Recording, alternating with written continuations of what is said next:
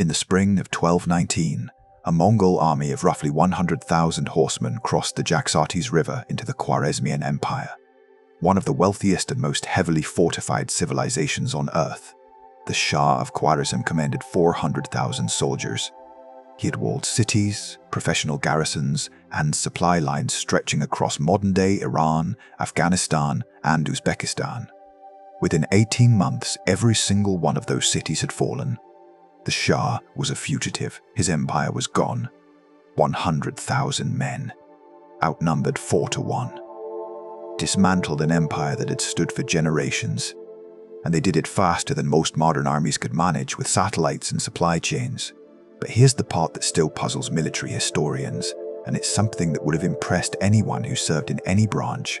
The Mongols had no centralized supply train, no wagon convoys hauling rations, no established depots, no rail lines, no ports, no allied territory to fall back on. They crossed deserts, mountain ranges, and rivers that should have stopped them. They fought in climates ranging from Siberian winter to Persian summer, and somehow, every single rider arrived at the battlefield, fed, armed, and ready. How? How do you feed and supply 100,000 men and 300,000 horses across thousands of miles of hostile territory with no supply chain? We'll get there. But first, we need to understand how an army of nomadic horsemen became the most disciplined fighting force the medieval world had ever seen. Before we settle in, if you enjoy what we do here at Boring History, a like or subscribe genuinely helps us keep making these.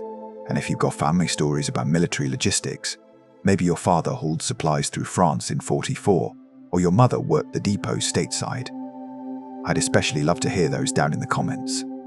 Now, dim the lights if you haven't already. Maybe turn on that fan for a soft background hum. And let's ease into tonight's journey together. Across the steppe, into the camps, and through the daily routines of the most effective mounted army in human history.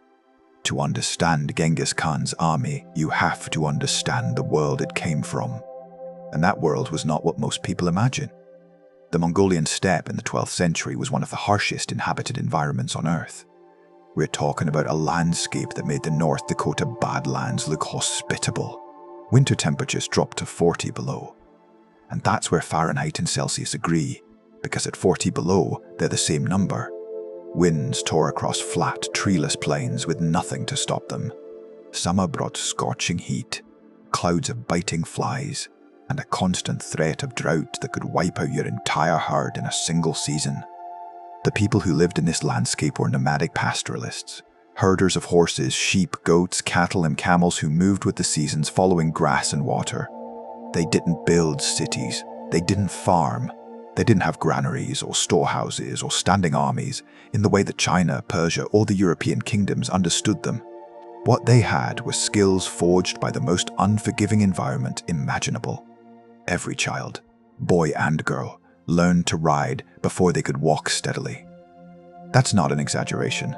Mongol children were placed on horseback at age 3, sometimes younger, strapped into the saddle until their balance developed. By 5, most could ride independently. By 10, many could shoot a bow from a galloping horse. Those of you who learned to drive a tractor at 7 or 8 on the family farm will understand the principle. You learned because you had to, because survival demanded it. But imagine that your tractor was alive, opinionated, and occasionally tried to throw you into a frozen river. Women, it should be noted, were not spectators in this culture. Mongol women rode, hunted, and fought when necessary. They managed the camps, controlled the family herds, and made the economic decisions while men were away. When the army marched, women often managed the logistics of moving entire populations, thousands of gers, hundreds of thousands of animals, children, the elderly, everything a civilization needed to function. Marco Polo, who visited the Mongol court decades later, noted with some astonishment that Mongol women could ride as well as the men, and that they ran what amounted to the entire domestic economy. For a 13th century European, this was like discovering that the rules he'd assumed were universal simply didn't apply here. But before 1206, before Temujin united the tribes and took the title Genghis Khan, the steppe was not a unified empire. It was a patchwork of feuding clans and tribal confederations that spent as much time fighting each other as they did surviving the landscape. The Mongols, Merkits, Naimans, Kedarites, Tatars, dozens of groups, all nomadic, all superb horsemen, all locked in cycles of raiding, alliance, betrayal, and revenge that had persisted for centuries. Temujin, the man who would become Genghis Khan, was born into this chaos around 1162. His early life reads like something out of a survival novel that an editor would reject for being too implausible. His father was poisoned by a rival clan when Temujin was 9. His family was abandoned by their own tribe, left to survive on the open steppe with almost nothing. He was captured and enslaved as a teenager. He escaped. He slowly, methodically built alliances, fought wars, was betrayed, recovered, fought more wars, and by 1206 had unified every major tribe on the Mongolian steppe under a single command. And that's where our story really begins. Because what Temujin did next was something no steppe leader had ever managed. He didn't just conquer the tribes, he rebuilt them. He took the raw material of nomadic warriors, superb riders, tough as leather, individually skilled but collectively disorganized, and forged them into the most terrifyingly efficient military machine the world had seen since the Roman legions. And arguably, they were better. Here's what most people get wrong about the Mongol army. The popular image. A screaming horde of wild horsemen sweeping down on terrified peasants is almost the exact opposite of reality. And this is the detail that should make anyone who's ever served sit up and take notice.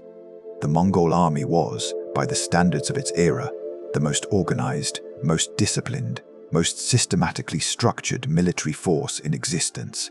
Every single man knew his exact position in a chain of command that ran from units of 10 all the way up to formations of 10,000. Orders were communicated by flag signals and horn calls that functioned like a medieval version of radio communications. Maneuvers that European armies couldn't execute after weeks of drilling. Mongol cavalry performed at a full gallop across open terrain without a single rider breaking formation. A European knight of the same period might have been individually more heavily armed. He might have had better armor. In a single combat, he might even have won. But he was essentially a freelancer. A heavily armored individual fighter loosely attached to a feudal lord, with personal retainers who owed loyalty to him, not to any organized military structure. Put 1,000 European knights on a field, and you had 1,000 individuals who would charge when they felt like it, at whatever target caught their attention, and stop fighting when they got tired or saw something worth looting. Put 1,000 Mongol warriors on the same field, and you had a machine. A single organism that could split, reform, feint, retreat, wheel, and strike with the coordination of a well-drilled modern battalion. The difference wasn't individual skill, it was organization. And that organization started with the single most important reform Genghis Khan ever implemented. One that has echoes in every modern military on Earth. We'll get to the specifics of that reform in a moment, but first, let's talk about where these soldiers actually came from and what their lives looked like before they ever rode to war. 73 million square miles. That's roughly the area the Mongol Empire would eventually control at its peak, the largest contiguous land empire in human history. And every square mile of it was conquered by men who grew up in felt tents, drinking fermented mare's milk and learning to shoot a bow before they learned to read. Most of them, in fact, never learned to read at all. They didn't need to. What they needed to do was ride, shoot, and survive. And the steppe taught all three with a curriculum that had no room for failure. A Mongol boy's education began, quite literally, in the saddle. By the age of 3, he was riding. By 5, he was expected to manage a horse independently. Not on a groomed trail, but across open steppe with gopher holes, streams, and terrain that would challenge an experienced trail rider today. By 7 or 8, he was hunting small game from horseback. By his early teens, he was participating in the great communal hunts, the Nurj, which were, in reality, the primary military training exercise of the Mongol world. The Nurj deserves special attention, because it's one of those details that reveals everything about how the Mongol military actually functioned. Picture it, hundreds, sometimes thousands of mounted hunters forming an enormous circle, sometimes dozens of miles across, then slowly, over the course of days or even weeks, tightening that circle, driving every living creature toward the center. No one was allowed to let an animal escape through their section of the line. No one was allowed to begin the actual hunt until the Khan gave the signal. Breaking the line or hunting early was punishable by severe beating, and in wartime by something considerably more permanent. Does that sound like a military operation to you? It should, because that's exactly what it was. The Nerj taught communication across vast distances using flags and horn signals. It taught coordination among units that couldn't see each other. It taught patience, discipline, and the suppression of individual impulse in favor of collective action. And it taught it not through drills or lectures, but through something every man on the steppe cared about deeply: the hunt that would feed his family through winter. Those who served in the military will recognize the principle immediately. The best training doesn't feel like training. It feels like doing something that matters. We'll talk more about specific Mongol battlefield tactics later, including a maneuver so effective that Napoleon studied it 600 years after the fact. But for now, understand this. By the time a Mongol man rode to war, he had already spent years executing coordinated mounted operations in terrain that made most European battlefields look like parade grounds. 10. That's the number that built an empire. Not 10,000, not 100,000. 10. The most important military reform Genghis Khan ever implemented was so elegantly simple that it sounds almost trivial, until you understand what it replaced and what it made possible. Before 1206, steppe armies organized along tribal lines. You fought with your kinsmen, under your tribal chief, loyal to your clan first and everything else second. It was the same system most of the world used, frankly. Feudal Europe operated on almost identical principles. The problem was obvious to anyone with a tactical mind. Tribal armies fractured along tribal lines. When the Naimans had a grudge against the Kerites, they didn't cooperate on the battlefield. When a tribal chief decided the fight wasn't worth it, he took his men and went home. Loyalty ran through blood, not through command structure. Genghis Khan eliminated the entire system. Completely. He took every warrior on the steppe and reorganized them into units based on a strict decimal structure that had nothing to do with tribal affiliation.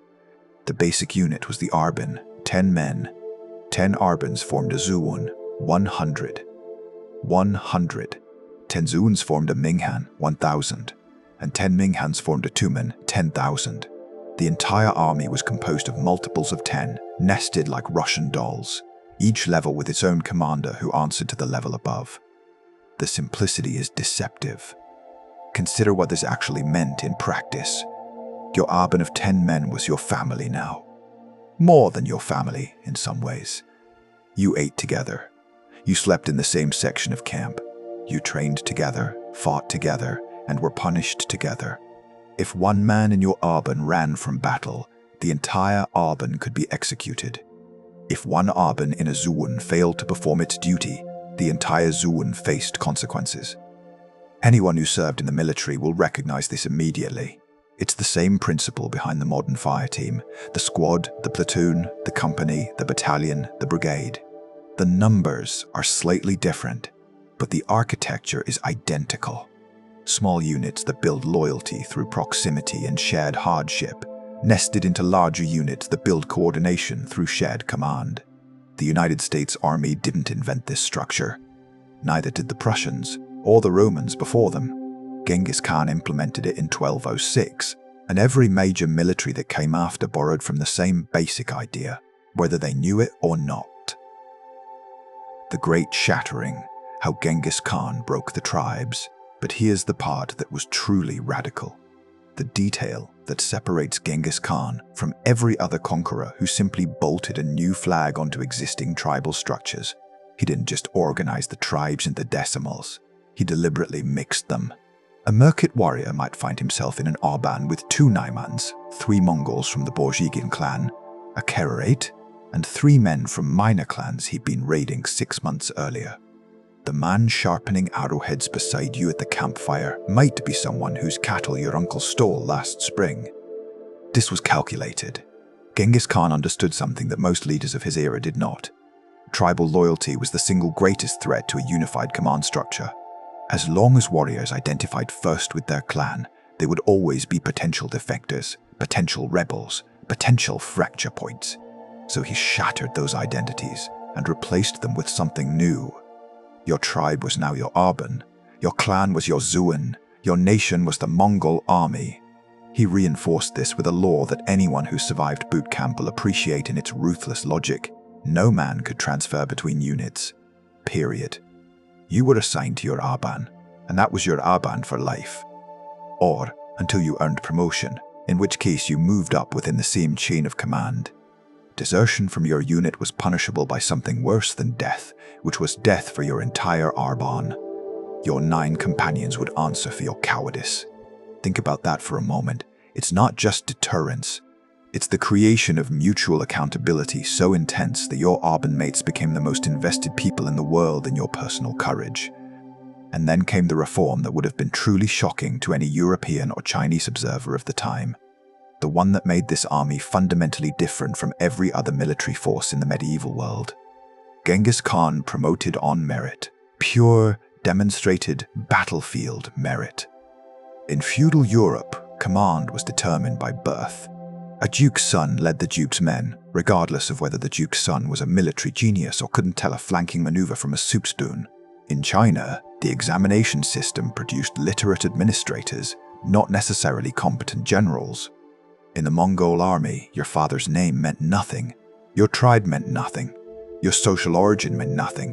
What mattered was whether you could lead men in battle, whether your unit performed, and whether your commander trusted your judgment. The most famous example is Jeb, which means arrow in Mongol. Originally named Subutai, a warrior from the Taichuid tribe that was one of Genghis Khan's enemies. During a battle against the Taichuid, a young archer put an arrow through the neck of the Khan's horse, nearly taking the Khan himself. After the battle, Genghis Khan demanded to know who had fired the shot. Subutai stepped forward and admitted it, apparently expecting to be put to something rather unpleasant. Instead, the Khan renamed him Jabe and gave him a command, reasoning that a man with that kind of skill and that kind of honesty was worth more alive than avenged. Jebe went on to become one of the Mongol Empire's most brilliant generals, commanding a temen of 10,000 and leading campaigns across Central Asia that covered more ground than Alexander the Great managed in twice the time. He rose from enemy prisoner to supreme field commander purely because he was good at his job. In 1206, when most of the world's armies promoted based on bloodline, the Mongols promoted based on results. It would take the rest of the world centuries to catch up to that idea. The Yasa, law, that bound an empire. 5,600 miles to the west of Mongolia, the English had signed the Magna Carta in 1215. It was considered a revolutionary document, a set of laws that, in theory at least, applied to everyone, including the king. At roughly the same time, Genghis Khan was implementing something even more comprehensive. The Yasa, sometimes written as Jasog, was a legal code that governed every aspect of Mongol military and civilian life, with a thoroughness that would have made a Roman jurist raise an eyebrow and then quietly take notes. The military provisions were specific to the point of obsessiveness. Every soldier was required to carry a defined equipment list. We'll get to the exact inventory shortly because it tells you more about how this army functioned than any battle account. Punishments for disobedience, cowardice, or failure to maintain equipment were severe and uniformly applied, regardless of rank or origin. An officer who failed to pick up something dropped by the soldier ahead of him was punished. A warrior who fell asleep on sentry duty was punished. A man who didn't keep his bowstring dry was punished. But the Yasa wasn't only a military code. It guaranteed religious freedom throughout the empire, at a time when Europeans were burning heretics and the Crusades were in full swing. It established a postal relay system, the Yam, that functioned like an ancient pony express covering the largest land empire in history.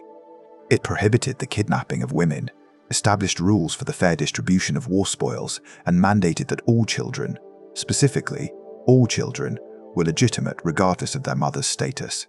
For the 13th century, these weren't just progressive policies. They were nearly incomprehensible to the rest of the world. Those of you who served will recognize something familiar in the Yasa's approach to military justice. It wasn't about punishment for its own sake. It was about creating absolute certainty that the rules applied to everyone equally, that the system was fair even when it was harsh.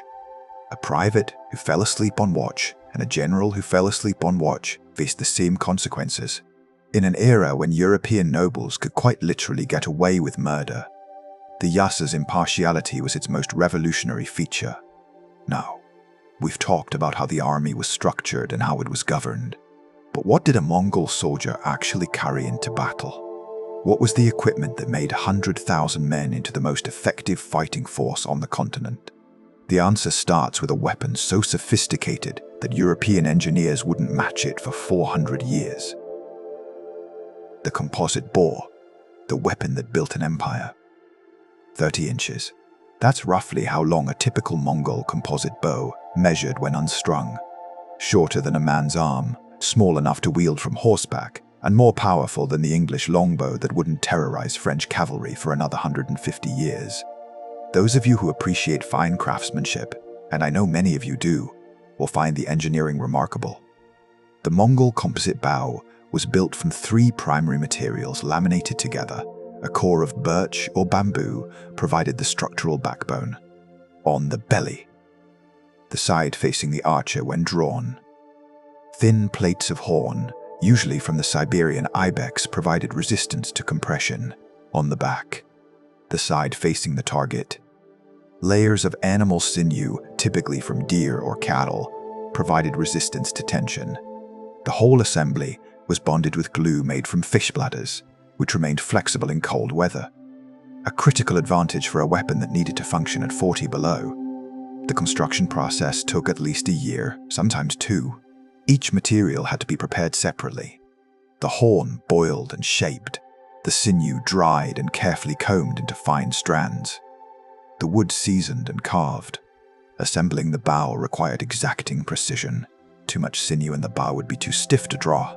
Too little, and it lacked power. The glue had to cure slowly through a full seasonal cycle of temperatures for the layers to bond permanently. A rushed bow was a failed bow. The result was a weapon with a draw weight between 100 and 160 pounds, comparable to or exceeding the English longbow, in a package less than half its size. Effective range was roughly 300 yards for area fire, 200 yards for aimed shooting, and it could penetrate chainmail at 100. An experienced Mongol archer could loose 15 to 20 arrows per minute from a galloping horse, using a specialized thumb ring draw that allowed a faster, cleaner release than the 3-finger technique used by European archers. Each warrior carried 2 bows, a lighter one for rapid fire from horseback and a heavier one for long-range shots that could be fired, dismounted. And here's the detail that speaks to the sophistication of this system. They carried multiple types of arrows, each designed for a specific purpose. Broad-bladed heads for soft targets, narrow armor-piercing points for heavy cavalry, whistling arrows fitted with hollowed bone heads that shrieked through the air, used not as weapons but as signals, the medieval equivalent of a radio communication system. An officer could direct an entire battlefield by changing the type of whistling arrow he fired. Those of you who remember the variety of ordnance carried by a World War II fighter bomber will recognize the principle. The right tool for the right job, standardized and available across the entire force. The personal kit. What every Mongol soldier carried. Here's where the answer to our opening question begins to take shape. How you feed and supply 100,000 men with no supply chain. And it starts with what each individual soldier carried on his person. The standard Mongol kit was a masterwork of self-sufficiency. Every item earned its place through ruthless practicality, and the list tells a story that any veteran who ever packed a rucksack will appreciate. 2 composite bows and 3 quivers of arrows. 60 arrows total, sorted by type and purpose. A curved saber, a battle axe or mace, a lance, sometimes fitted with a hook for pulling armored enemies from their horses. A horsehair lasso, useful for everything from catching horses to dragging siege equipment. A file for sharpening arrowheads in the field. A spare bowstrings and waxed leather to keep them dry, sinew thread and bone needles for field repairs. Because if your bow or armor broke, you fixed it yourself or went without. A small iron cooking pot, barely larger than what you'd use for a single cup of coffee. A fire-starting kit. A leather water skin. And here's what made the Mongol soldier unique among medieval warriors. His food supply was built into his saddle. Dried meat, borts, was processed into something resembling a leather sheet, then crumbled into a concentrated powder that could be reconstituted with hot water into a broth that, while no one would describe it as delicious, provided remarkable calories per ounce. Dried curds. Fermented mare's milk in a leather pouch. A single pound of borts could sustain a man for a month if supplemented with whatever could be hunted or scavenged. And the silk undershirt. This is the detail that makes military historians shake their heads in admiration. It wasn't luxury. Silk was standard issue. If a warrior was struck by an arrow, the silk would wrap around the arrowhead as it penetrated, encasing it in a smooth sheath. This meant the arrowhead could be extracted by carefully pulling the silk, rather than cutting it out through muscle and flesh. It was, essentially, the 13th century's version of a first aid technology, built into the uniform itself. Every element of the Mongol soldier's kit served double or triple duty. The horsehair lasso that caught remounts could also serve as a tourniquet, a binding for prisoners, or a tool for hauling siege equipment. The small iron pot that heated broth could also carry embers between camps. The heavy leather saddlebags that held supplies were waterproofed with animal fat and could be inflated like bladders for river crossings. The warrior would strip down, seal his gear inside the inflated bags, and swim his horse across rivers that stopped conventional armies dead. Those who served in any branch of the military, or those who remember hearing about the ingenuity of troops in the field during World War II or Korea, will recognize this principle. When you can't bring the logistics to the soldier, you build the logistics into the soldier. Every Mongol warrior was his own supply line, his own armorer, his own medic, and his own transport. And when you multiply that self-sufficiency by 100,000, you begin to understand how an army could operate across distances that would paralyze a conventional force. The Mongol horse, 300,000 unsung soldiers. 14 hands. For those who don't speak horse, that's roughly 56 inches at the shoulder, about the size of a large pony by modern standards. The Mongol steppe horse was not an impressive animal by any conventional military measure. It was small, shaggy, thick-necked, and had a temperament that could charitably be described as independent. A European knight would have looked at it and seen a pack animal. He would have been making the last mistake of his military career. The Mongol horse was the product of thousands of years of natural selection in one of the world's most punishing environments. It could survive on grass alone, even in winter, pawing through snow to reach the frozen forage below, a trait that no European warhorse possessed.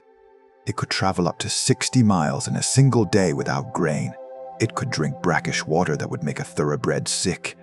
It tolerated temperature swings from 40 below in winter to over 100 degrees in summer without shelter.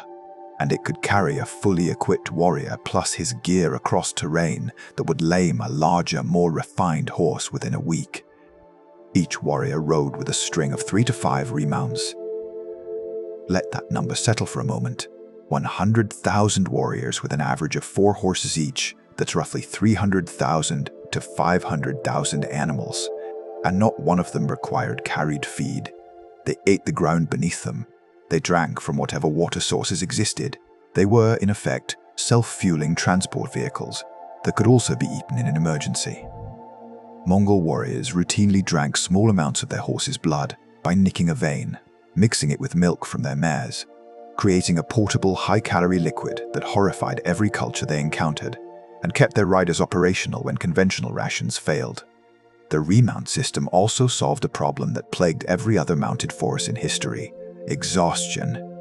A European knight rode a single war horse. When that horse tired, the knight slowed down. When it went lame, the knight walked.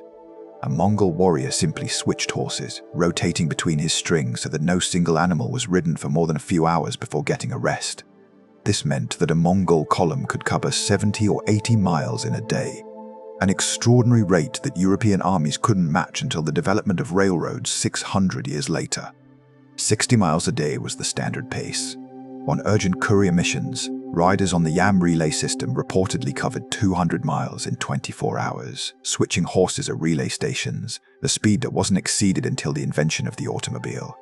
We'll talk about how this speed was used tactically, including the time Genghis Khan's generals JB and Subutai led 20,000 men on a reconnaissance raid that covered 8,000 miles in 3 years and defeated every army they encountered, including a combined force of 80,000 Russians and Kipchak warriors at the Kalka River.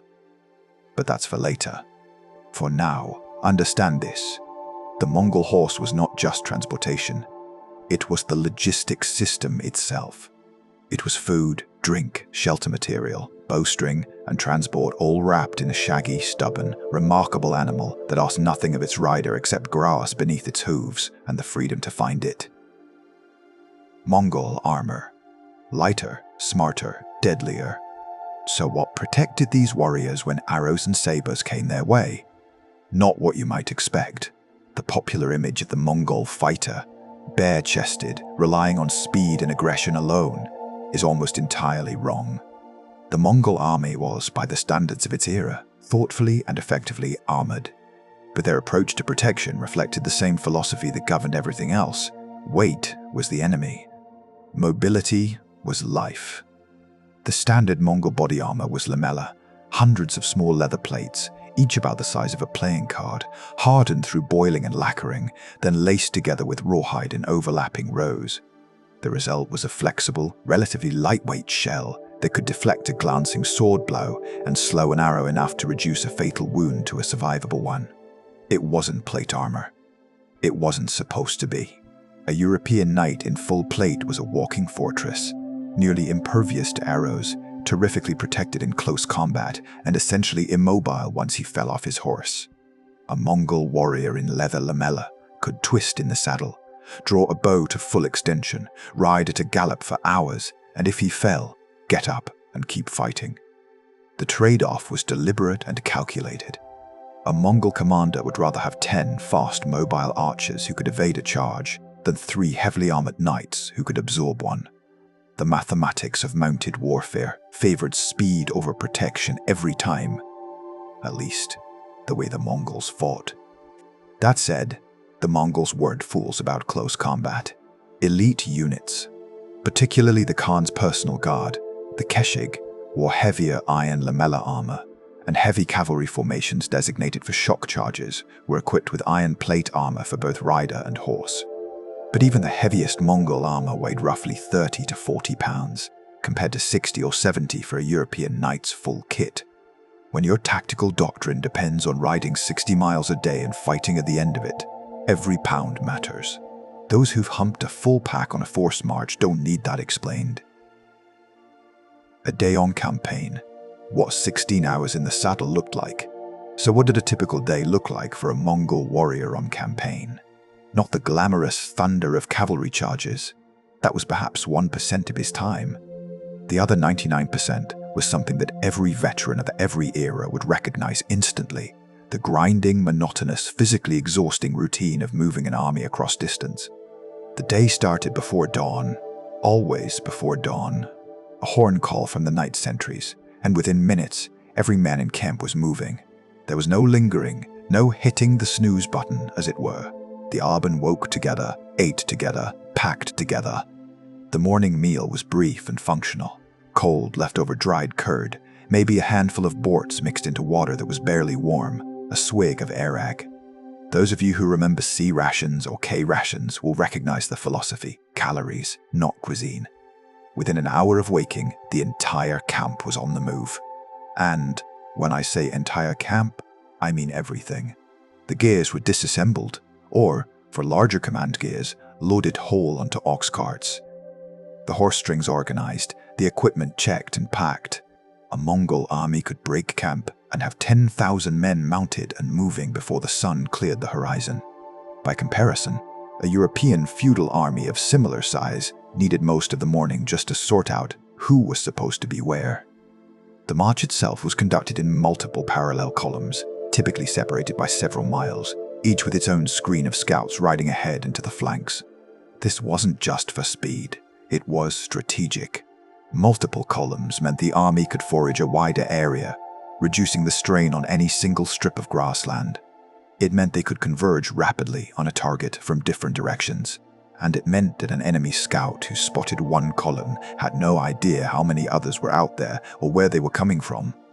Scouts, typically the youngest and best riding warriors, ranged up to 70 miles ahead of the main body. 70 miles! In modern terms, that's the distance from New York to Philadelphia. These men operated in pairs or small groups, living off their horses' blood and whatever they could catch, sending information back through relay riders at a speed that consistently shocked their opponents. By the time a Khwarezmian garrison spotted Mongol scouts, the main army was already closer than they imagined. By the time they sent a message to their own command, the Mongol army often knew about the message, its contents, and the route of the messenger. Riding was not the leisurely affair modern horseback riding suggests. 16 hours in a Mongol saddle, which was wood-framed, covered in leather, with short stirrups that kept the rider in a half-standing position, was exhausting. The short stirrups were a deliberate design. They allowed the rider to rise in the saddle and absorb the horse's movement with his legs, freeing his hands and torso for shooting. But it meant his thighs were working constantly, every mile, for 16 hours, day after day, for months. The level of physical conditioning required was extraordinary. These men had the cardiovascular fitness of marathon runners and the upper body strength of manual laborers, because that's essentially what they were. Endurance athletes who also happened to fight wars. The evening routine was the morning in reverse. Gah! Camp established. Always in the same formation, always with the same spacing, so that any man could find his unit in darkness. Horses watered and picketed. Equipment inspected. The evening meal, which was the main meal, usually a thicker version of the boat's broth, perhaps supplemented by fresh meat from hunting or a sheep from a captured herd, the dried curd that served as both dessert and digestive, more airag. The Arban ate together, slept together, and maintained a rotating sentry watch through the night. And this went on for months, sometimes years. The Khwarezmian campaign lasted from 1219 to 1221. Genghis Khan's western campaign stretched across an entire decade. Warriors lived this routine. Wake, eat, ride, scout, ride, water, ride, camp, eat, maintain, sleep, repeat. For seasons without returning home. Their families, managed by the women who ran the domestic economy with as much capability as the men ran the military one, might not see them for years. It was, in its way, not so different from the experience of millions of families during the Second World War. Those who remember waiting for a father or husband to come home, or those who were the ones gone, understand the particular weight of that patience on both sides. The feigned retreat. How to win by running away. Now we come to the part that turns military historians into enthusiasts and keeps them arguing at conferences to this day. Mongol battlefield tactics, and the centerpiece, the maneuver so elegant, so psychologically devastating, and so brilliantly simple that it worked against every army that encountered it for the better part of a century, was the feigned retreat. The concept was ancient. Nomadic horsemen had been pretending to run away since before recorded history, but the Mongols refined it into an art form of such devastating precision that it destroyed armies 10 times their size. Here's how it worked. The Mangadai, the vanguard, sometimes called the suicide troops, though that's misleading, would advance toward the enemy, exchange arrows, and then turn and flee. And they made it look real, spectacularly, convincingly, heart-racingly real. They dropped equipment. They abandoned formations. They rode with the hunched forward posture of men in genuine terror. And the enemy, seeing the feared Mongol cavalry in apparent panic, did what almost every army in history does when it sees the enemy running: it chased. The pursuit could last hours, sometimes days. The Mongols would flee for 2 or 3 days, leading the enemy further and further from their fortifications, their supply lines, their reinforcements. And the enemy would keep following, because the Mongols kept looking vulnerable, kept looking like they were almost caught, kept dropping just enough equipment to suggest collapse. and then the trap closed. The fleeing Mongols would suddenly wheel and face the pursuers. At the same moment, the main Mongol force, which had been positioned on the flanks, hidden behind ridgelines, concealed in terrain features, would close in from both sides and the rear. The exhausted, disorganized enemy found themselves surrounded by fresh Mongol cavalry on rested horses, pouring arrows from every direction. The Mongols deliberately left one side of the encirclement open, usually the direction leading away from the enemy's home territory, because a completely surrounded army fights with the desperation of men who know they'll be destroyed. An army with one apparent escape route tries to flee through it, turning their back to their attackers, abandoning equipment, collapsing as a fighting force. Historians still debate whether this strategy was brilliantly ruthless or simply ruthlessly brilliant. Either way, it worked. And here's the thing that should give pause to anyone who's studied military history. Every army that faced the Mongols knew about the feigned retreat. They'd heard the reports, they'd been warned, and they fell for it anyway. Time after time after time. Because in the heat of a real engagement, when the terrifying enemy is apparently breaking and running, the psychological imperative to pursue is almost impossible to resist. It's one thing to know about a trap in a briefing. It's another entirely to see the enemy fleeing and keep your men from chasing. Those of you who've been in combat know that controlling troops in the moment of apparent victory is one of the hardest things a commander can do. Historians still debate whether this strategy was brilliant or reckless. What's your take? If you've studied military tactics or lived them, I'm genuinely curious what this audience thinks. Drop your thoughts in the comments. The answer: how you feed 100,000 men with no supply chain. Remember at the beginning, we asked how you feed and supply 100,000 men and 300,000 horses across thousands of miles of hostile territory with no supply chain. Here's where it all comes together. And the answer isn't one thing. It's everything we've discussed, working as a single integrated system. Start with the horse. The Mongol horse fed itself. It grazed on whatever vegetation existed, required no grain, no hay, no carried fodder. A European army of 100,000 would have needed roughly 300,000 pounds of grain per day just for its horses. The Mongols needed zero. That single fact eliminated the largest logistical burden in medieval warfare. Had the riders food. Borts, dried concentrated meat, weighed almost nothing and lasted for months. A man could carry a month's worth of emergency rations in a pouch the size of his fist. Supplement that with mare's milk from the horses, blood when necessary, and whatever game could be hunted along the route. And you had a self-sustaining food system that required no wagons, no depots, and no supply line. Now add the intelligence network. Scouts mapped every water source, every grazing ground, every potential supply point, weeks or months in advance. Routes were chosen not just for speed, but for the availability of grass and water along the way. The army moved like a grass fire, consuming what it needed as it passed, then moving on before the land was exhausted. Multiple columns meant no single strip of terrain bore the full weight of 300,000 grazing horses. And when the army reached enemy territory, it consumed the enemy's supplies, captured granaries, seized herds, stripped the land of everything useful. The system was circular. The army's mobility allowed it to reach enemy supplies before they could be evacuated. The captured supplies allowed the army to maintain its mobility. The mobility allowed it to capture more supplies.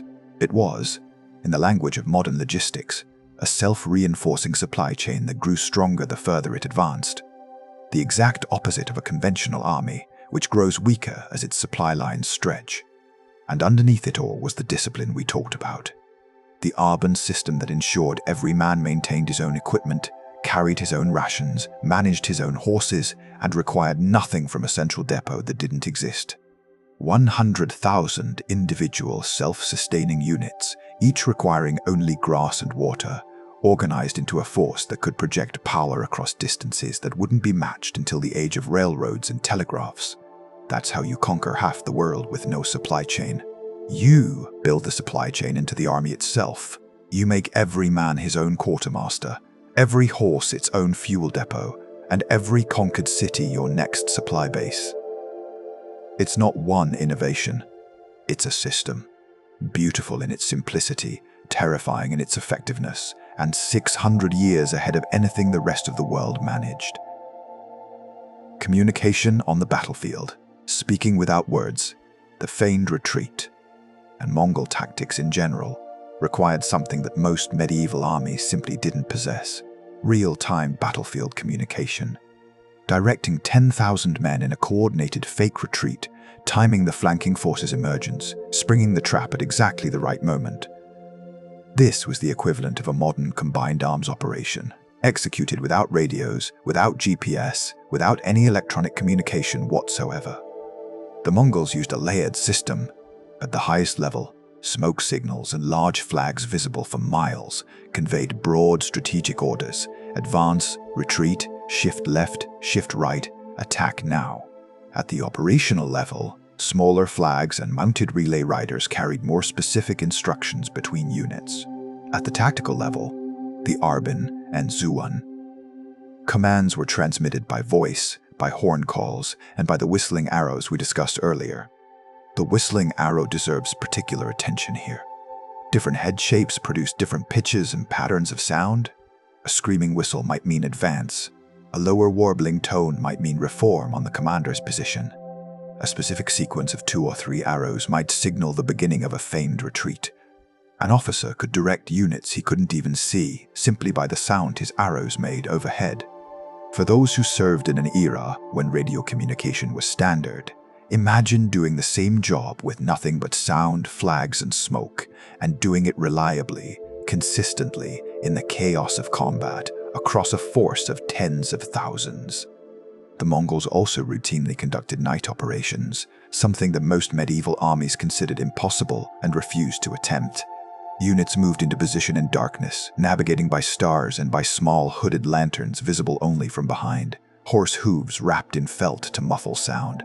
By dawn, an enemy might wake to find that the Mongol force they'd seen to their north at sunset was now to their south, east, and west. A psychological shock almost as devastating as the arrows that followed. We'll talk more about specific campaigns, including Subutai's astonishing European invasion that destroyed the combined armies of Poland and Hungary in the same week using forces separated by hundreds of miles.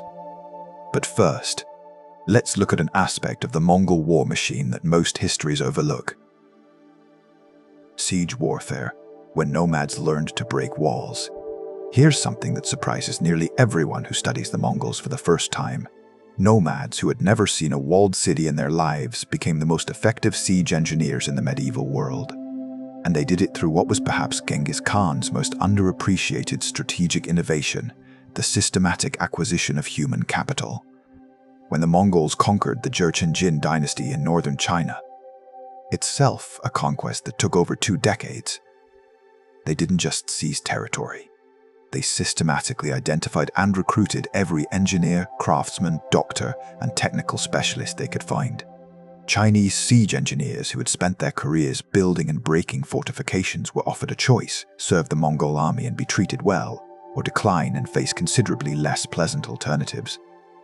Most chose wisely. These men brought with them knowledge of counterweight trebuchets, siege towers, gunpowder weapons, and water diversion techniques that the Mongols had never encountered.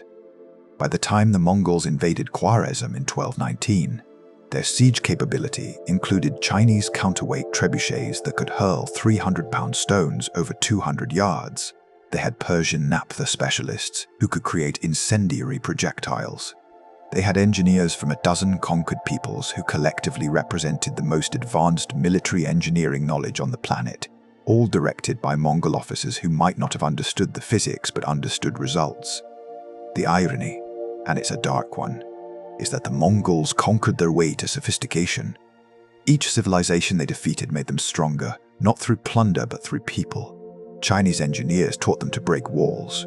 Persian engineers taught them to divert rivers. Muslim architects would later build their cities. Uyghur scribes gave them a written language. It was a brutal form of technology transfer, but it was effective beyond anything the medieval world had seen. A nomadic cavalry force that started with nothing but bows and horses progressively acquired the military technical capability of every civilization it conquered, creating something genuinely new, a multi-ethnic military machine drawing on the combined knowledge of half the world. Terror as doctrine, the psychology of conquest. Now, here's where we enter territory that requires careful framing, because what follows is one of the most deliberately calculated uses of terror in military history. Not random cruelty, but systematic psychological warfare employed as a strategic weapon. To understand how the Mongol army conquered so fast and so completely, we have to examine this honestly as historians, recognizing both its effectiveness and its human cost. These weren't statistics. These were cities full of people, merchants, craftsmen, families, who found themselves in the path of something they couldn't comprehend. The Mongol approach to enemy cities followed a calculated pattern. A city that surrendered immediately, gates open, tribute paid, submission complete, was typically spared. Its administrators might be replaced, its craftsmen and engineers conscripted, a garrison installed, but the city and its population survived largely intact. This was the offer: submit and live. A city that resisted and then fell received a different treatment. One deliberately calculated to ensure that the next city along the route would surrender without a fight. Historians document that the Mongol approach was systematic. The population of a fallen city that had resisted was often dispersed, its fortifications dismantled, its resistance made an example. The strategy was straightforward and grimly effective. Make the cost of resistance so visible, so undeniable, that future targets chose submission. And it worked. After the first 2 or 3 cities fell in a campaign, later ones often surrendered at the sight of Mongol scouts on the horizon. The moral complexity of this strategy is something historians continue to grapple with, and it's worth noting because it illustrates a broader truth about military history. Terror as a weapon is not unique to the Mongols. Sherman's March, the strategic bombing campaigns of World War II, the doctrine of shock and awe. These all operate on the same fundamental principle: make the cost of continued resistance visible enough that the enemy chooses to stop fighting. The Mongols simply applied this principle with a consistency and calculation that was, for the 13th century, unprecedented. Whether this was justified is a question for philosophers, not historians. What's undeniable is that it reduced the total number of sieges the Mongol army had to fight, conserving their limited manpower for the battles that mattered. There's another element to the psychological dimension that deserves mention, one that combined tactical deception with psychological pressure in a way that still impresses military analysts. The Mongols routinely exaggerated their numbers. They mounted dummies on spare horses. They lit extra campfires at night, sometimes 10 fires for every actual warrior, so that enemy scouts, counting fires from a distance as armies had done since antiquity, would report a force 5 or 10 times its actual size. They forced prisoners and conscripted civilians to march in front of the army, creating the illusion of vast numbers. A force of 20,000 could appear to be 200,000 to a frightened defender looking out from his walls at night and counting fires on the horizon.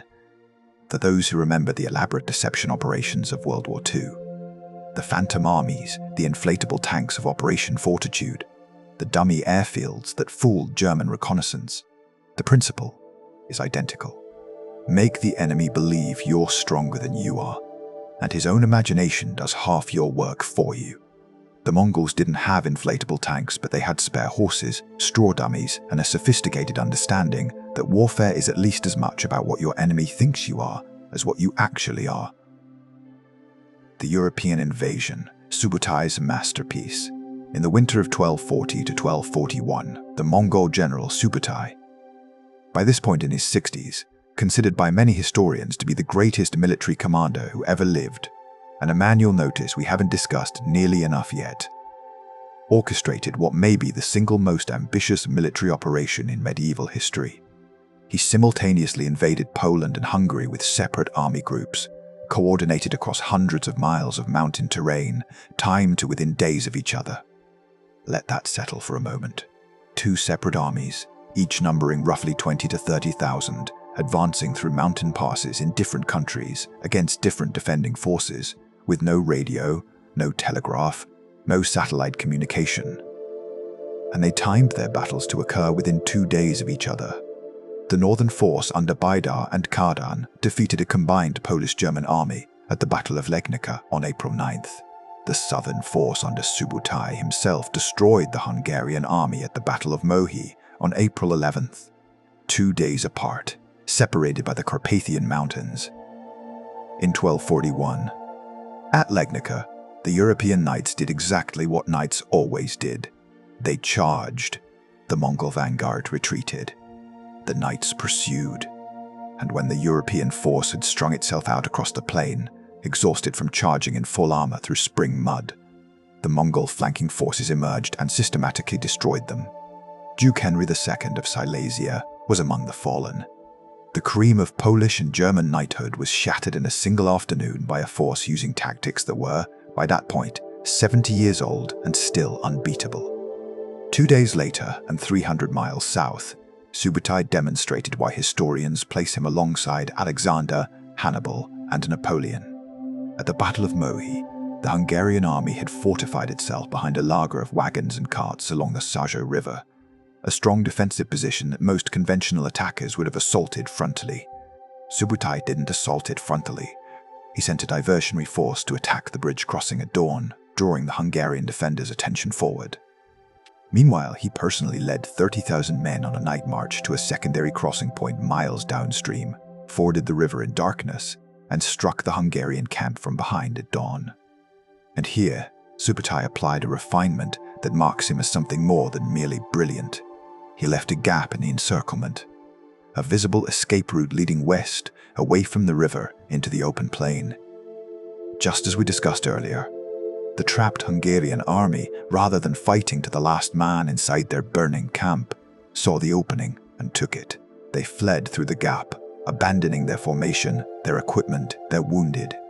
And waiting for them on the open plain beyond were fresh Mongol cavalry who rode them down across 30 miles of Hungarian countryside. The human cost was staggering.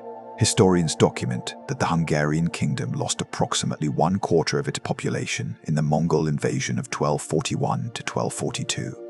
Not just soldiers, but the cascading consequences of a shattered military, destroyed infrastructure, and a society thrown into chaos. The combined battles of Legnica and Mohi effectively ended organized European military resistance east of the Rhine.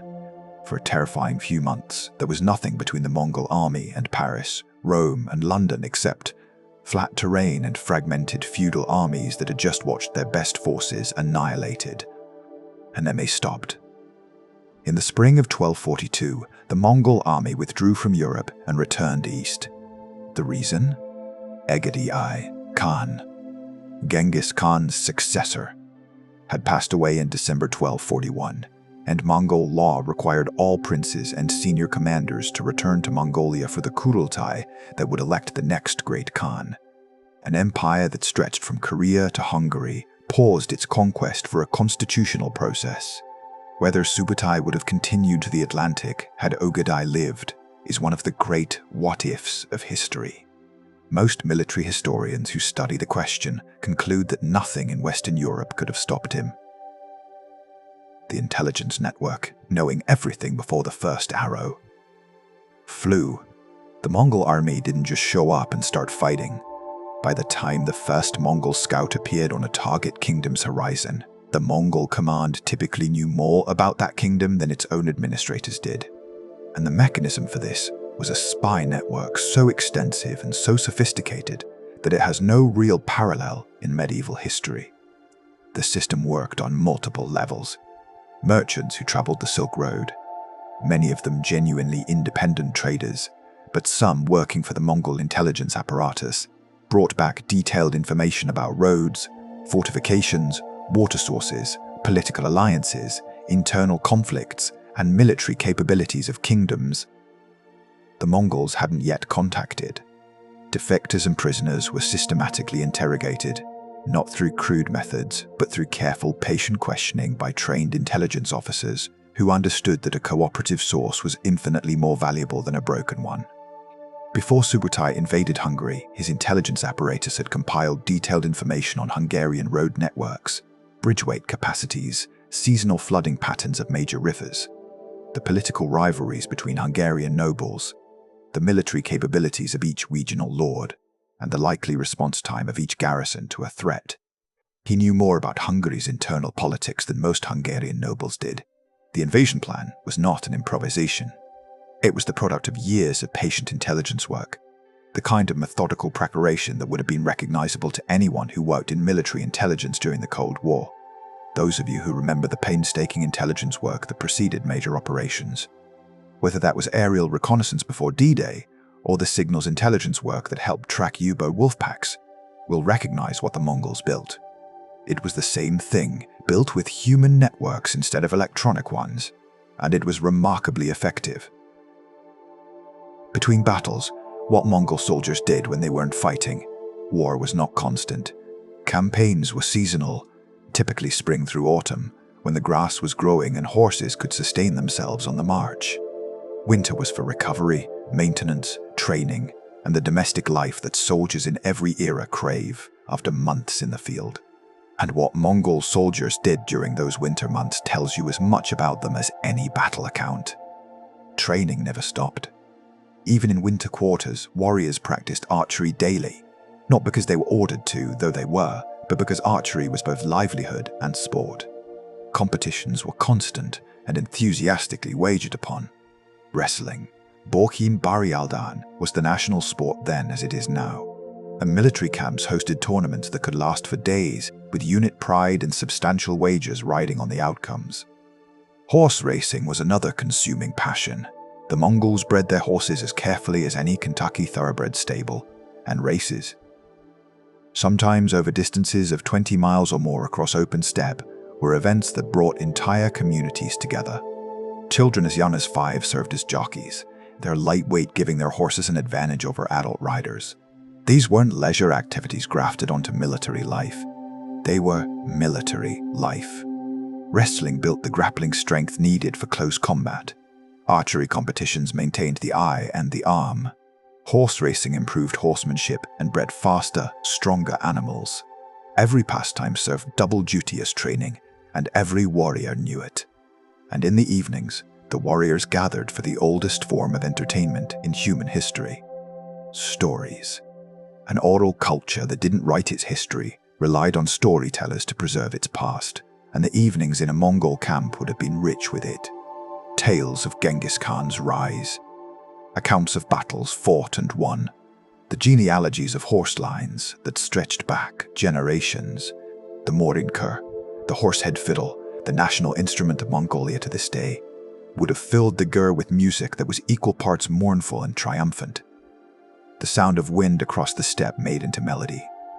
For all the tactical brilliance, the strategic innovation, the fearsome reputation, they were still men.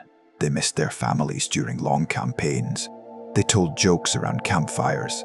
They argued about whose horse was fastest and whose bow shot truest. They feared death and hoped for glory and wanted, most of all, to come home. Those of you who served, in any branch, in any era, in any capacity, know that underneath the uniform and the mission, a soldier is a person who sleeps on hard ground and dreams of soft beds, a person who eats terrible food and remembers good meals, a person who writes home when he can and worries when he can't. The Mongol soldier couldn't write home. He had no mail system for personal correspondence, no V-mail, no phone call from a USO station. His connection to his family was the rare courier who carried verbal messages between the army and the homeland, and the knowledge that the women managing his herds and his household were as capable and as tough as he was. It was a different form of separation than a World War II GI. Experienced, but the emotional weight was the same. Human nature doesn't change across centuries. Only the circumstances do. Food on campaign. The cuisine of conquest. We talked about boats and dried curd and mare's milk earlier, the emergency rations that kept warriors operational. But when the army had time and opportunity, the Mongol diet was considerably more varied than the survival minimum, and their approach to food, like their approach to everything else, was practical, efficient, and sometimes startling to outside observers. Fresh meat was the centerpiece when available, usually mutton or goat, less often beef or horse. The Mongol method of slaughter was distinctive, a small incision in the animal's chest, and the butcher would reach in and pinch the aorta closed, causing rapid and nearly bloodless unconsciousness. The method preserved every drop of blood for use in cooking. Nothing was wasted. Europeans who witnessed this found it disturbing. The Mongols found European throat-cutting equally barbaric. Different perspectives on the same practical problem. Budog, meat cooked with heated stones inside the animal's own skin, a kind of pressure cooker that used no external pot, was a Mongol camp specialty that still exists today. The animal was gutted. Heated river stones were placed inside the cavity with the meat and wild onions, and the whole thing was sealed and left to cook from the inside. The result was tender, intensely flavored meat that required no cookware and no carrying of extra fuel. Every technology in Mongol life solved a logistical problem, and their cooking was no exception. Arag, fermented mare's milk, was the Mongol national drink, dietary staple, and social lubricant all in one. Slightly alcoholic, roughly 2 to 3%, mildly sour, and packed with vitamins that the meat-heavy diet otherwise lacked.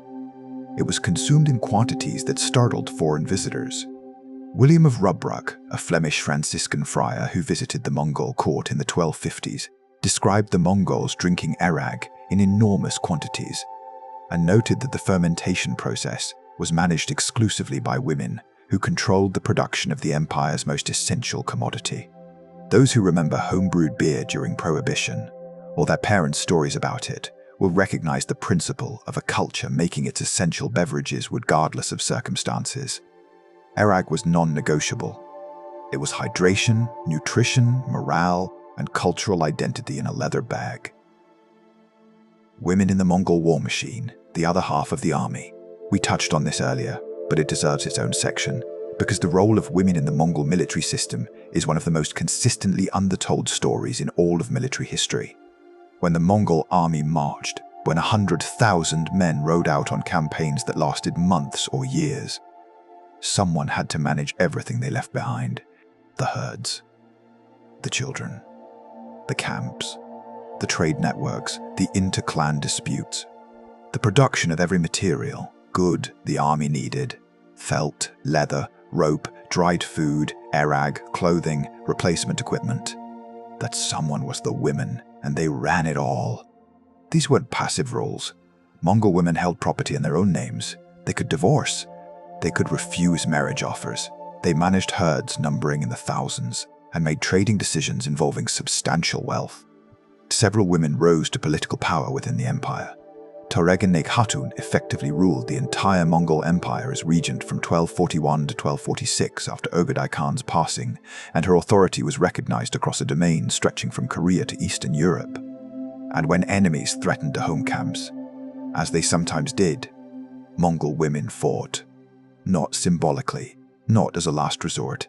They fought with the same bows, on the same horses, with the same skills they'd learned since childhood. Multiple Persian and Chinese sources describe Mongol women participating in battle. The Secret History of the Mongols records women in combat roles without any suggestion that this was unusual, for those who remember the debate about women in military service that continued well into the modern era. And for those who served as WACs, waves, nurses, or in any of the countless roles women filled during the world wars. The Mongol precedent is striking.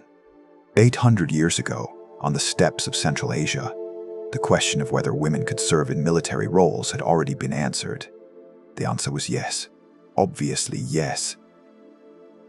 Justice in the field, the iron discipline that held an empire together. 9 strokes of the rod. That was the standard punishment for a Mongol soldier's first offense of falling asleep on sentry duty. Not execution. Not mutilation. 9 strokes. Painful, humiliating, and memorable, but survivable. The number 9 was deliberate. It held deep significance in Mongol culture, associated with completeness and spiritual power, woven into everything from religious ceremony to legal code. Even punishment carried symbolic weight. What distinguished Mongol military justice from the arbitrary brutality common in other medieval armies was its consistency and its logic. Punishments were codified. They escalated predictably.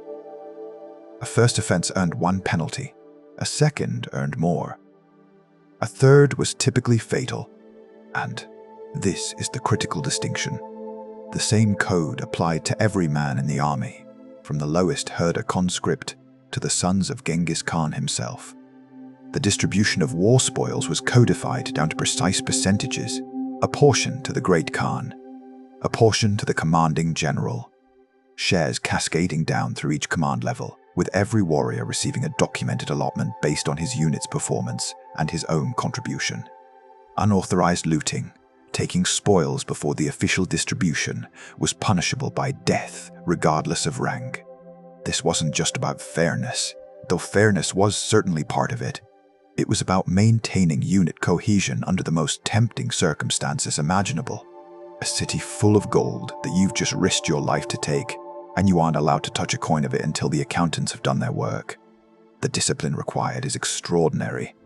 The fact that it held campaign after campaign tells you everything about how deeply the Yasa's authority was respected. The system had positive incentives too, and this is the part that often gets lost in accounts that focus exclusively on Mongol severity. Exceptional bravery was rewarded publicly and lavishly. A warrior who distinguished himself in battle received additional spoils shares, gifts of horses and equipment, and, most importantly, consideration for promotion. His Aben shared in his recognition, creating a positive feedback loop where one man's courage elevated his entire unit. The balance between severe punishment and generous reward created what any good manager would recognize as a high-performance culture: clear expectations, consistent consequences, and meaningful recognition. The spiritual world, Tengri and the sky above the steppe. What did a Mongol warrior believe? What sustained him spiritually through years of campaign? Through the fear of battle, through the cold and the hunger and the distance from home? The answer rises above you every time you step outside and look up. Tengriism, the worship of the eternal blue sky. Tengri was the foundational belief system of the steppe peoples. It wasn't a religion with temples and scriptures and organized clergy in the way that Christianity, Islam, or Buddhism were. It was something more diffuse and more personal. An understanding that the sky above was divine, that the earth below was sacred, and that humans existed in the space between, connected to both, owned by neither. A Mongol warrior prayed to Tengri before battle, not in a church or temple, but under the open sky, his hat removed and his belt loosened in a gesture of humility. He carried small felt ongons, spirit figures representing ancestral protectors, in his saddlebags or hung in his gear, and offered them drops of milk or airag before important events. He believed that the spirits of the mountains, rivers, and springs had power and demanded respect. And he believed that Genghis Khan ruled not by human ambition alone, but by the mandate of Tengri.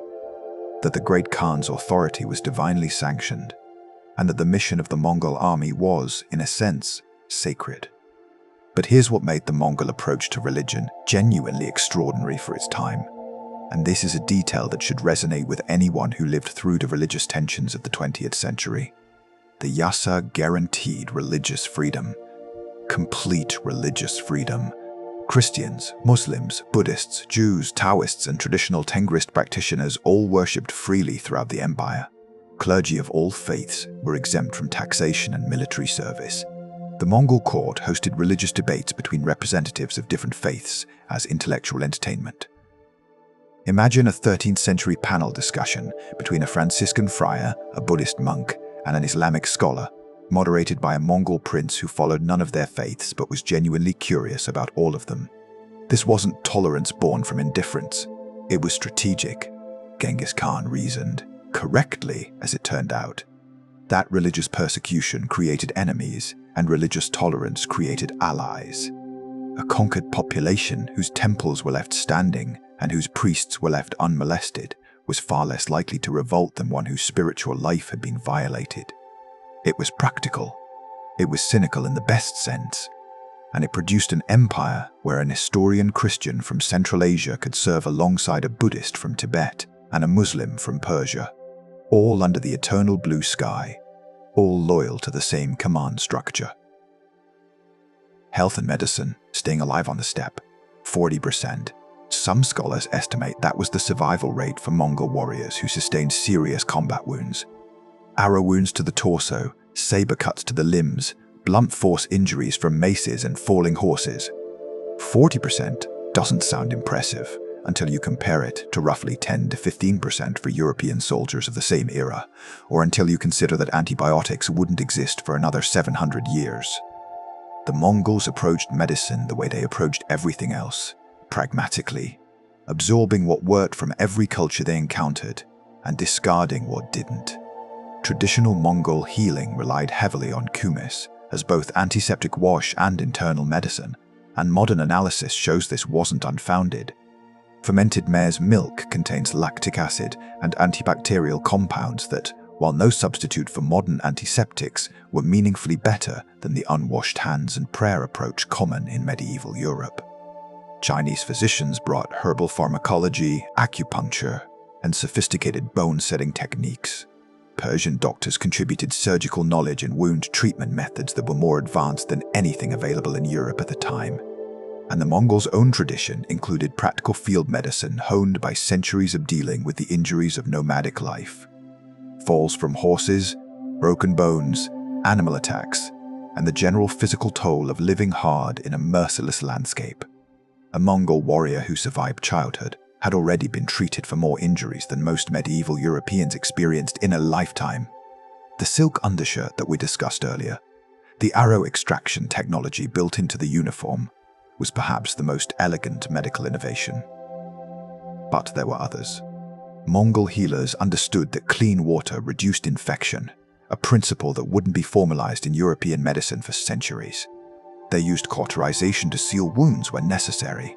They practiced a crude but effective form of triage, prioritizing treatment based on wound severity rather than rank.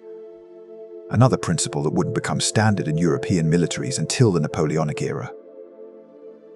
The Keshig, the Khan's bodyguard and the school of command. The Keshig, the Imperial Guard, was more than a bodyguard force, though it was that too. Originally 1,000 men, eventually growing to 10,000, it served simultaneously as the Khan's personal security, as an officer training academy, and as the administrative backbone of the empire. And its selection process tells you everything about the meritocratic values we discussed earlier. Each Taman, each 10,000-man division, was required to nominate its best warriors for Keshig selection. These nominees were then tested in combat skills, endurance, and temperament. The sons of generals served alongside the sons of herders, and if the herder's son proved more capable, the herder's son advanced. Service in the Keshig was considered the highest honor in the Mongol military, and Keshig veterans were preferentially appointed to command positions throughout the empire: governors, generals, administrators. It was, in effect, the world's first formal military academy, producing a trained officer corps that could administer territory from the Pacific to the Danube. The parallel to modern military academies, West Point, Sandhurst, St. Cyr, is not a casual comparison. These institutions exist because someone, at some point, recognized that military leadership requires formal training, and that the best officers come from structured education programs rather than aristocratic birth or battlefield improvisation. The Keshig was doing this in 1206. The rest of the world wouldn't formalize the concept until the 18th century at the earliest. The Mongol legacy. What the army left behind. What did Genghis Khan's army leave behind? The question matters because the Mongol military system's influence extends so far beyond the 13th century that most people encounter its echoes daily without knowing it. The decimal military organization, the Aban, Zuan, Minghan, and Tumen system, was adopted and adapted by nearly every army that followed. The Ottomans, who built the next great Eurasian empire, based their military structure directly on Mongol models. The Mughals, whose very name derives from Mongol, carried the tradition into India. The Russian military absorbed Mongol organizational principles during 2 centuries of Golden Horde dominance, and some historians trace the characteristic Russian emphasis on mass and maneuver directly to Mongol tactical influence. Even the modern military system of nested hierarchical units, squads, platoons, companies, battalions, echoes the decimal structure that Genghis Khan formalized on the steppe. The Silk Road, which the Mongol Empire didn't create but did secure and expand, experienced its golden age under Mongol protection. For roughly a century, A merchant could travel from Beijing to Baghdad under the protection of the same legal system, using the same postal relay network, paying tariffs to the same administration. Trade, technology, and ideas flowed across Eurasia at a rate that wouldn't be matched until the age of steamships. Gunpowder technology moved westward from China through Mongol channels. Paper currency, a Chinese invention, was introduced to Persia and Central Asia by Mongol administrators. The Black Plague, too, traveled the Mongol trade networks, arriving in Europe in 1347 aboard ships from Mongol-controlled ports. Those who remember the post-war order that followed World War II, the period when American military power underwrote global trade and institutions were built to manage an interconnected world, will see a structural parallel. The Mongol Empire, for all its violence in the conquest phase, created a period of relative stability and unprecedented connectivity across Eurasia. The methods were different. The human costs were staggering, but the pattern, military force creating security conditions for economic integration, would repeat itself throughout history. The decline, why the unbeatable, became beatable. Nothing lasts. Nothing lasts. And the Mongol military machine, for all its brilliance, carried within itself the seeds of its own obsolescence. Understanding how it declined teaches as much as understanding how it conquered. The first factor was the simplest: assimilation. Each successive generation of Mongol rulers grew further from the steppe that had forged their ancestors. Genghis Khan slept on felt and ate boards. His great-grandchildren slept on silk and dined on Chinese cuisine served on Persian porcelain. The martial discipline that had been inseparable from daily steppe life softened as the ruling class adopted the comforts of the civilizations they'd conquered. You can conquer the world on horseback, as Genghis Khan's advisor Yelu Chukai reportedly warned, but you cannot govern it from horseback. The empire needed administrators, and administrators need permanent buildings, staffs, and the gradual infrastructure of settled life. Each step away from the saddle was a step away from the fighting capability that had built the empire. The second factor was succession. Genghis Khan's legal code provided for many things, but it never fully solved the problem of selecting the next great Khan. Each succession triggered a Subutai that required all senior leaders to return to Mongolia, sometimes interrupting active campaigns, as in the withdrawal from Europe. The disputes that followed each succession grew more bitter, more violent, and more fragmenting. Within a generation of Genghis Khan's passing, the empire had fractured into 4 competing khanates that spent nearly as much energy fighting each other as they did expanding. The third factor was the most fundamental. The rest of the world learned.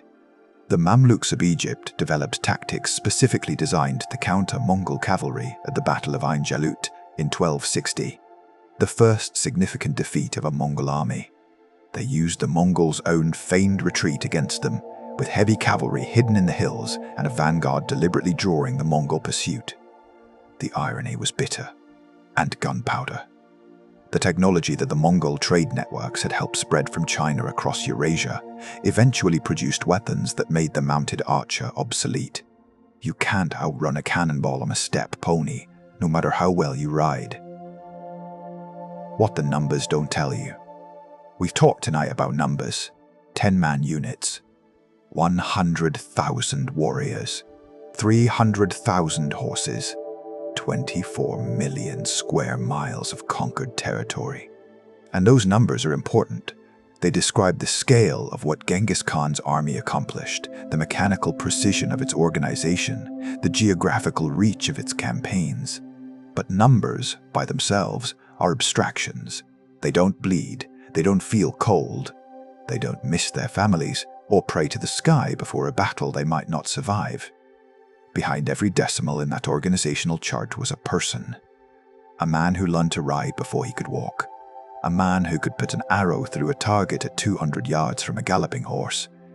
Not because it was impressive, but because his family would go hungry if he couldn't.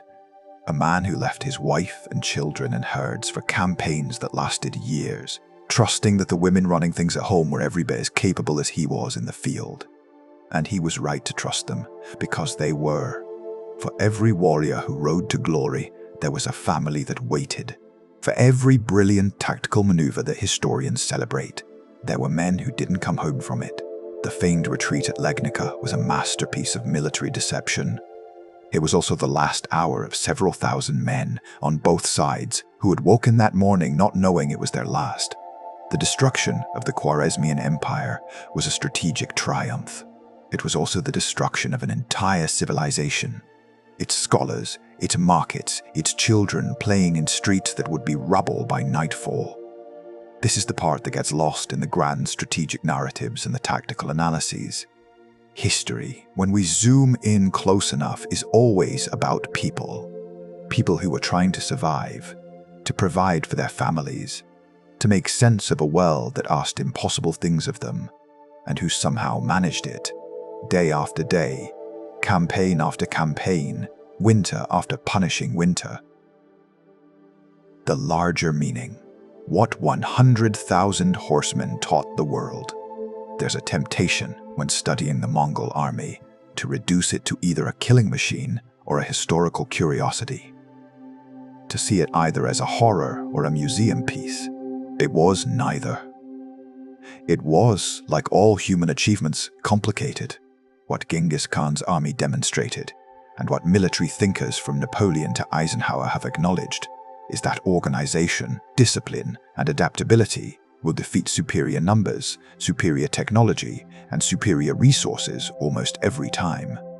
100,000 men who function as a single organism will defeat 400,000 who function as individuals. An army that learns from its enemies and absorbs their strengths becomes stronger with each conquest, while an army that assumes its way is the only way becomes brittle and vulnerable.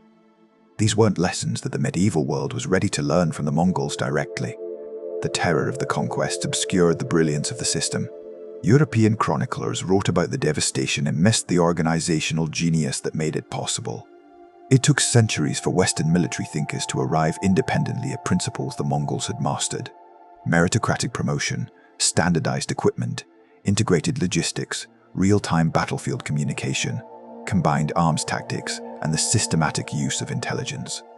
Some historians argue that the modern staff system itself, the idea that an army needs a professional planning and coordination apparatus separate from the commander's personal judgment, traces its conceptual lineage through the Mongol model. And perhaps the most enduring lesson is the one about adaptability. The Mongol army conquered civilizations that were individually wealthier, more technologically advanced, and more numerous. And it did so by absorbing their strengths rather than dismissing them. Chinese siege engineers, Persian doctors, Uyghur scribes, Muslim administrators. The army that began as pure steppe cavalry ended as the most diverse, most technologically sophisticated military force on the planet, precisely because it was willing to learn from everyone it defeated. The human element. What survives the centuries. 800 years ago, on a steppe that hasn't fundamentally changed since then, men and women built something extraordinary. Not just an army. Though the army was extraordinary. Not just an empire. Though the empire was the largest the world had seen. They built a system, a way of organizing human effort that was so effective, so logical, and so ruthlessly practical, that its principles still underpin the military, logistical, and administrative systems we use today.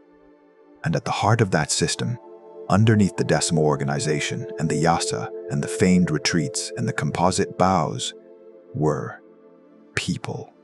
People who loved their children, feared the cold, laughed at jokes around the fire, prayed to the sky, and hoped that the next battle wouldn't be their last. The same hopes and fears that every soldier in every era has carried. The language changes. The weapons change. The geography changes. But the human being inside the uniform, or the armor, or the deal doesn't change. Not really. Not at the core where it matters. Those who serve know this. Those who waited at home know this from the other side. Those who heard their parents' stories about service. Whether it was Normandy or Incheon or Khaosan or the factories and hospitals stateside, know that the specifics change, but the essence doesn't. A Mongol warrior's wife waiting for word from the Khwarezmian campaign felt the same weight in her chest that a Gold Star mother felt in 1944. A Mongol Arvan leader checking his men's equipment before a dawn assault carried the same responsibility that a squad leader carried at Omaha Beach. The centuries between them are vast. The human distance between them is almost nothing. The closing, what the steppe whispers. 100,000 men, 300,000 horses, half the known world, conquered in a single generation.